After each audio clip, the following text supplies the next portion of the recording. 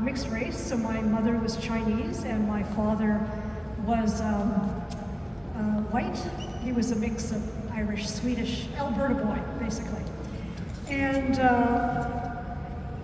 interestingly, though, they never stayed together, so I grew up very much in white culture.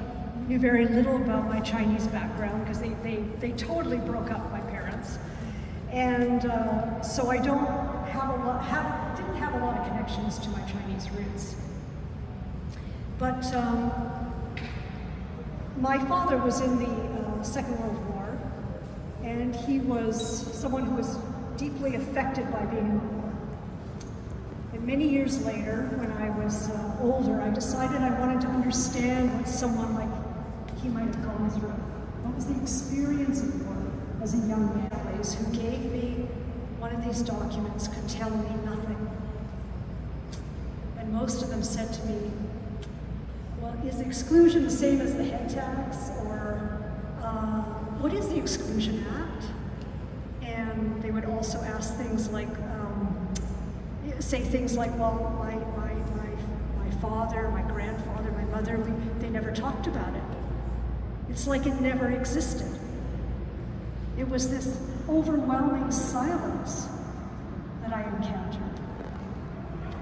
And thank God I started 5 years ago, because I would have never been able to accomplish this show otherwise. And what we had to do then, if we wanted to find the human experience of exclusion, we needed to, we started to go through all the Chinese newspapers between the years of the Korea Daily Times, the big one in the back. This was from November 11th, 1922. And the headline says it all. Must bar Oriental completely to save BC for the white race. Very honest about their intentions. But if you look at the third paragraph down, it's partly covered.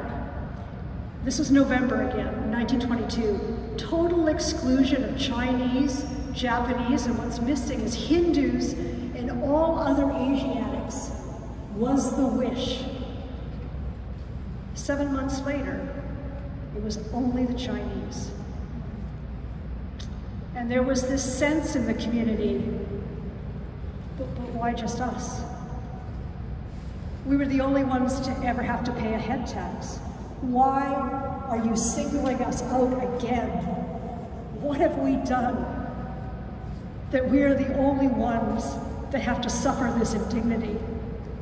In fact, what has been lost to time, and what we found in the newspapers, is that the community called it the Cruelty Act.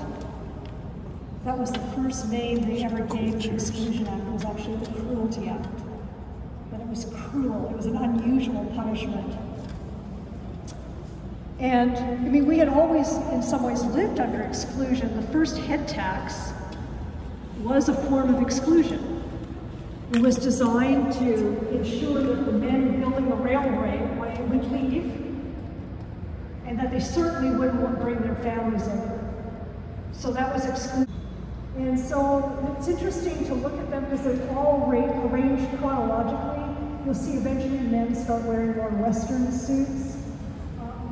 You'll see as the Exclusion Act starts to come in 1923, we're getting children coming in, no baby boys. First thing we're getting children on these ones. Yeah, so a CI-30 is for the murder. They did an apology back in 2006. In that case, can we bring this certificate to ask for compensation? They did. Back in 2006, there was a brief program it ended in May of 1947, so these people were coming in right after that.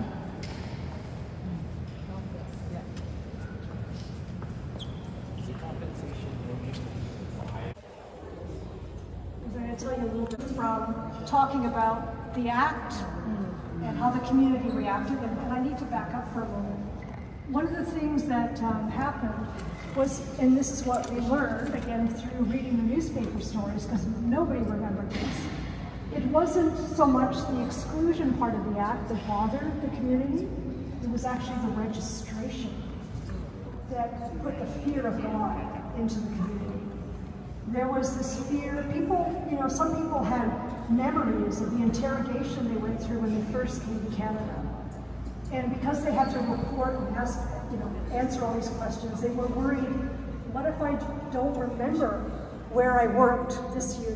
Like, the questions were very detailed. Where did you work here? Where did you work there? Where did you live? What if we don't remember it the way the government has it recorded? What if I came in as a paper son, like illegally, in order to reunite with my family? What if I was a merchant and my business went under? So I came in, I didn't pay the head tax, but now my business has failed. What's going to happen to me? Fight to try to prevent the registration. They sent delegations to Ottawa. They wrote letters to the editor. They, at one point in June, 100 years ago, around this day, it was actually the 16th, there was a newspaper article where one of the legal minds here in Chinatown, we couldn't be lawyers back then, but he was a legal mind, said, you know what? Some of us are going to defy your order. We're not going to register. We're going to see you in court. Or in no particular order, it was like being dumped with 56,000 JPEGs. 56,000 individual digital files. And in not really any order. But the silver lining, just like those photographs have a silver lining, the silver lining for me is that every time I was looking for somebody and just flipping, I would come across someone else. And one day I came across this man. And I discovered his name was Tai Hing Gong, and he's 42. And I was so taken by his photo, but how he's not looking at the camera, how his jacket, he's obviously very thin, his jacket's too big. And I discovered he was, on the time of the registration, he was in a place called Essendale in Coquitlam, which at that time was an insane asylum. And he is one, and he comes in, interestingly, he's admitted to Essendale on July 13th, 1923, 13 days after the act goes in. And he is one of many men that during that 1 year between the act and the registration deadline, who end up getting admitted to Essendale. And what's sad here is that we discovered he had come when he was 27. So we looked up his paper trail. There wasn't much here, so we looked and did some research. He had come when he was 27. And so he had worked all those years as a laborer, barely making any money. Probably his dreams of what he would do here, were not meeting his expectations. In those days, as many of you know, because it was expensive to send a man to Canada, you had to pay for the ship, and you had to pay for the head tax. You only sent your best ones from the village. You sent someone who was capable, who was strong, who was mentally able, because their only job here was to make money to send back home.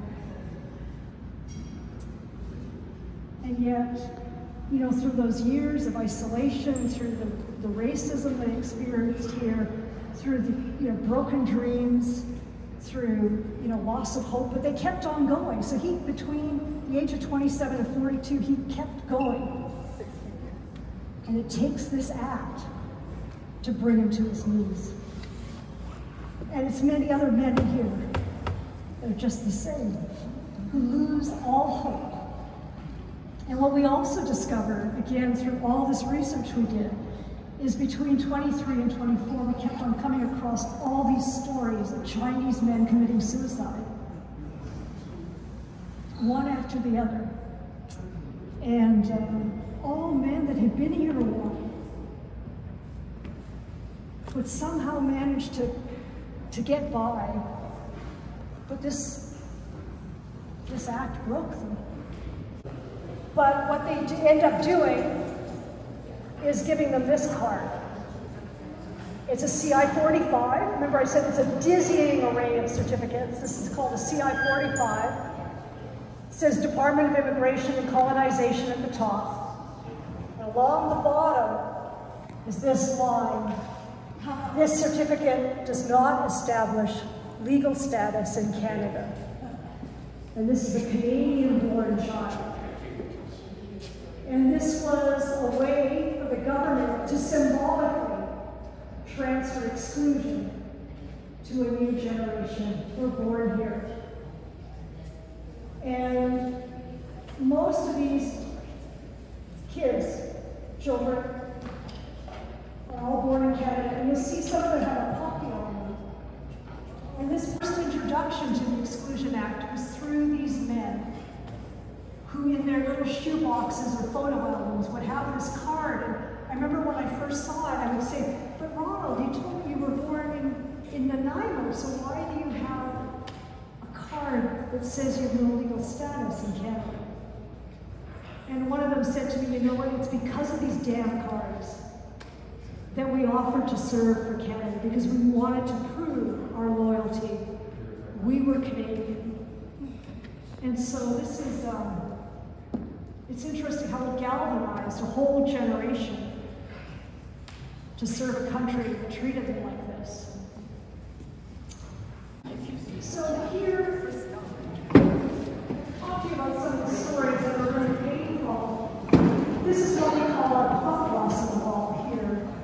And in Chinese culture, the plum blossom is recognized as the flower that can bloom even in the cold of winter. It can survive the harsh temperatures and the wind. And so it symbolizes perseverance, strength, and endurance. And so we call this our plum blossom wall, because these are people who had tragedies in their lives and yet got to the other side, endured, stayed here. And I won't go into all sorts of detail with all of them, but each one is a different story of what happened. This man lost his wife in 1923. She died right after childbirth. And so he was running a hand laundry in Saint Laurent. But obviously he had done well because he had been able to afford a wife, and he had his 3-year-old daughter and now an infant daughter. But then his wife died in 1923. It was a terrible year for this guy. She dies after childbirth. He's left with these 2 children, but he cannot bring over another wife. He cannot find another wife because there's only 1,300 adult female in Canada, and most of them are spoken for. So he has to give up his kids. And what a painful decision that must have been. Like, that's all you ever worked for, was to have your family. And now you lose it all because of this bloody act that makes it impossible for you to find someone to help you. So this one's 1923 from Montreal. Bill to prevent white girls working in Chinese restaurants. The Thunder Bay Nugget from 1925. Clergymen will not marry white girl to Oriental. There's all these different, that's Hitler. This is a big murder story that happened here where they blame the Chinese houseboy on murdering this white housemaid. We find stories here which are from during the Great Depression. This woman here was feeding 600 destitute Chinese men daily in Vancouver.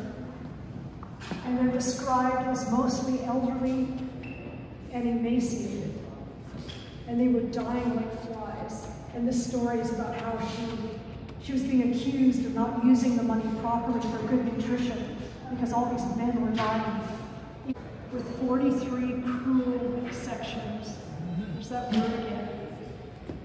Seemingly a lifetime, seemingly in no time, we're now into the 10th year. This time is dragging. You don't know, is this ever going to end? We hope all Chinese from all walks of life suspend your work or business on July 1st for collective remembrance. Only together can we remember and may one day undo the burning humiliation, and shame.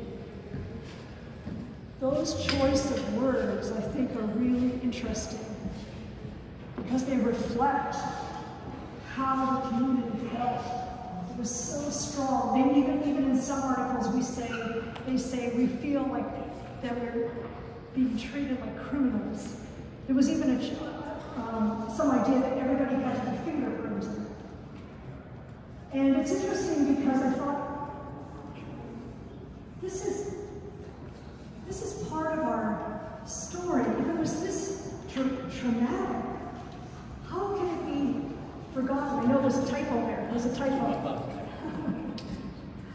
Relegated to seasonal work because they accepted that reality of Gold Mountain, which was so much more vicious than what was visited on the families that all of us are lucky enough to be descended from.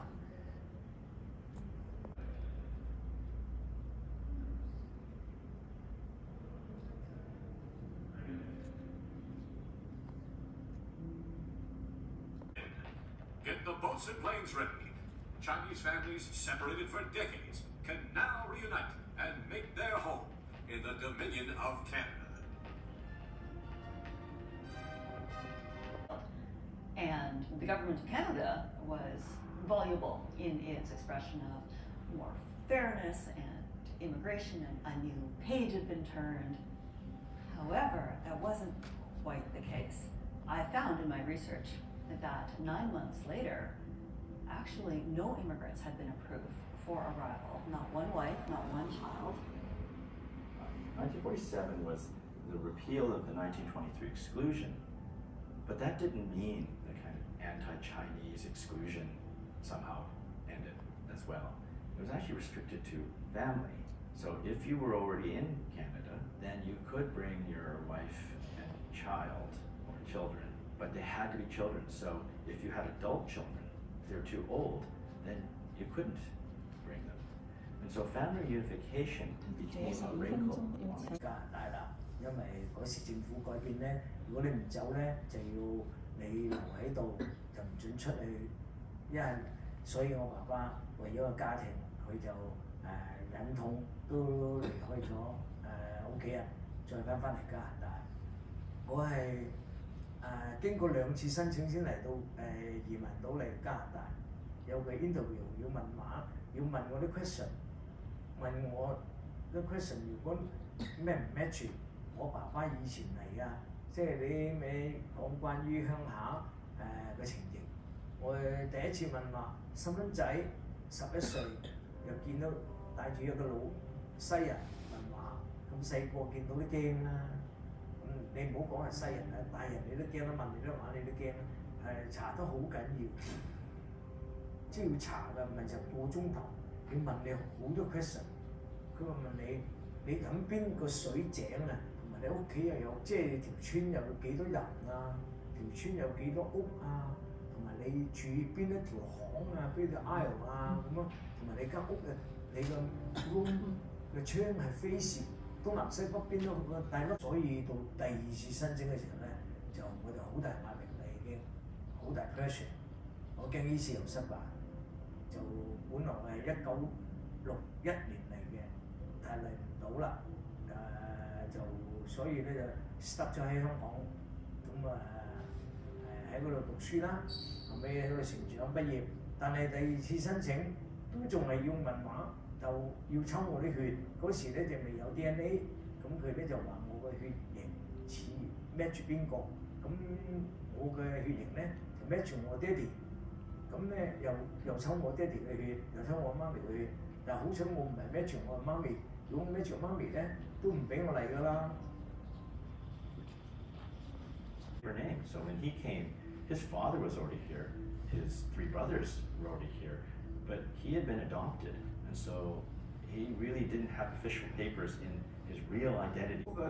當時咧，即係叫做咩話公開邊面咯，多數人都係咁咯，咁咪自己我哋中國人自己知咯。即係會乜都唔好太過咁偉大咁樣。即係我既然我曉你啦，你梗係知道我係啦。咁啊，咁我啲即係播嗰啲拍散嗰啲人又唔敢講，用乜嘢梗係用份政治個名，即係叫做合法。如果唔係唔得，係講。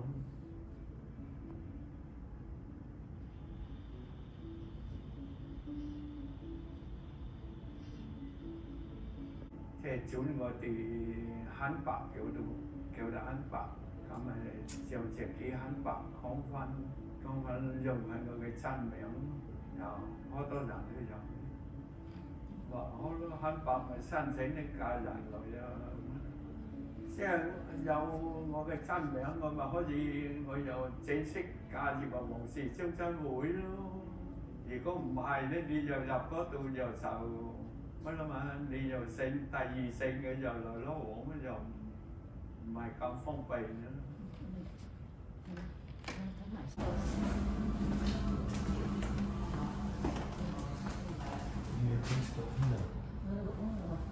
得佢第一代嘅小朋友喺呢一度上過堂嘅啫，但係係啦。佢係做咩生意咁成功啊？佢幫 CPR 做咗嗰啲華工嘅，即係類似聯繫咁。之後咧，佢就有錢自己。就係佢係嘛？Yeah, if you want to come in my group, you need to pay a commission. 哦。咁佢咁其實佢好有錢啦，大家都睇到，因為佢當時做咗CPR 嗰個功效之後咧，佢就有即係佢譬如啲人要買船飛啊，或者係要寄錢翻屋企嘅，都要即係透過佢做呢樣嘢。咁所以佢就好多錢。咁佢個身份喺嗰度就好合法㗎嘛。係啊，所以佢係可以帶到3個老婆，我哋全部都要俾稅。其實跟住佢喺呢度亦都有19個仔啦。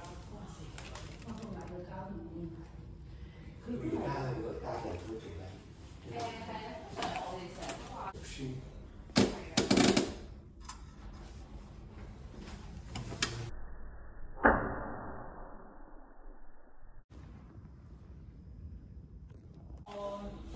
Bob Graney 咧，第一球隊姓葉㗎。咁呢度係咪再落去啊？落翻去啦，而家3樓你仲有入到嚟？撳咗。因為人哋要3樓入面。